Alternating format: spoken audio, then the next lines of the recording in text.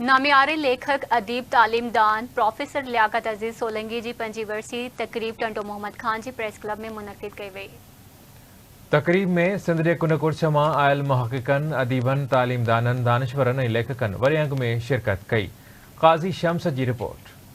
नामियारे तालीमदान ऐं सपला जे बानी प्रोफेसर लियाकत अज़ीज़ जी 5 वर्सी जे मौक़े ते टंडो मोहम्मद खान में तकरीब थी गुज़री, जंहिंमें संदसि लिखियल किताब जो महूरत पिणु कयो वियो।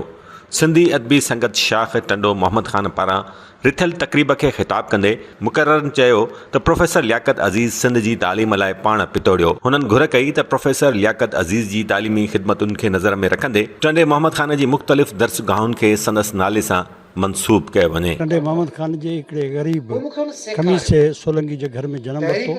इन इंतहाई गुरबत में तालीम हासिलु कई ऐं कामयाबु तालीम हासिलु कई ऐं उन खां पोइ हू पंहिंजी ज़िंदगी में मुख़्तलिफ़ रुखनि खां मुख़्तलिफ़ जदोजहदूं कंदो रहियो ऐं वॾी बहादुरी सां, हिमत सां, वॾी दलेरी सां उहो वक़्त जे आमिरनि ऐं उन्हनि जे कानूननि जे ख़िलाफ़ विढ़ंदो रहियो। लियाकत साहब कॉलेज जो ही प्रोफेसर रही चुको है। त प्रोफेसर साहब जी जेका ज़िंदगी आहे असांजे लाइ मशाल राह आहे।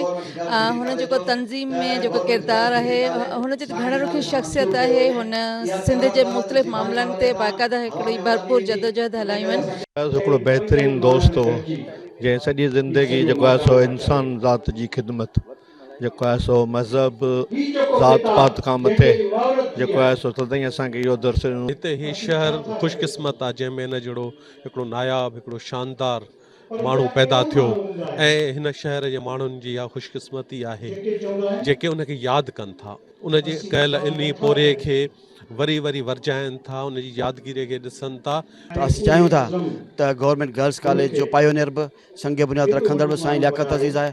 त असीं चाहियूं था ही पिंडाल मुतालबो थो करे त साईं खे जेको आहे जे नाले सां मनसूब कयो वञे government girls degree college Tando Khan. घण रुखी शख़्सियत हो सिंधी समाज जी प्रोफेसर लियाकत अज़ीज़ सोलंकी।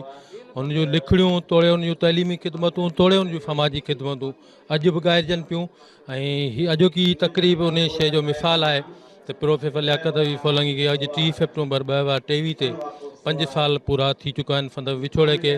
सिंधी अदबी संगत शाख़ टंडो मोहम्मद खान जश्न लहणे जेका हर साल प्रोफेसर लियाकत अज़ीज़ सोलंकी खे यादि कंदी पई अचे। लियाकत साहब हिकिड़ो बेसिकली हिकिड़ो ट्रेड यूनियनिस्ट हिकिड़ो जेको चए थो न लेबर लीडर हो उस्तादनि जो या सिविल सोसाइटी जे किन सेक्शन जो, ऐं हिकिड़ो बेचैन हो जेको घणे रुखनि ते कमु कंदो हो। कॉलमिस्ट बि हो, सपला जा मामला बि हुआ, टीचरनि जा बि हुआ, सियासी पार्टियुनि जा एहतजाज मुज़ाहिरा, बुख हड़तालूं, प्रेस कॉन्फ्रेंसूं असां नंढे हूंदे खां हैदराबाद में ॾिठोसीं, उते मौजूदु हो। वर्सी तकरीब दौरान समाजी तौर मुतहरिक माण्हुनि खे भेटा ॾियण लाइ खेनि एवार्ड्स पिणु ॾिना विया।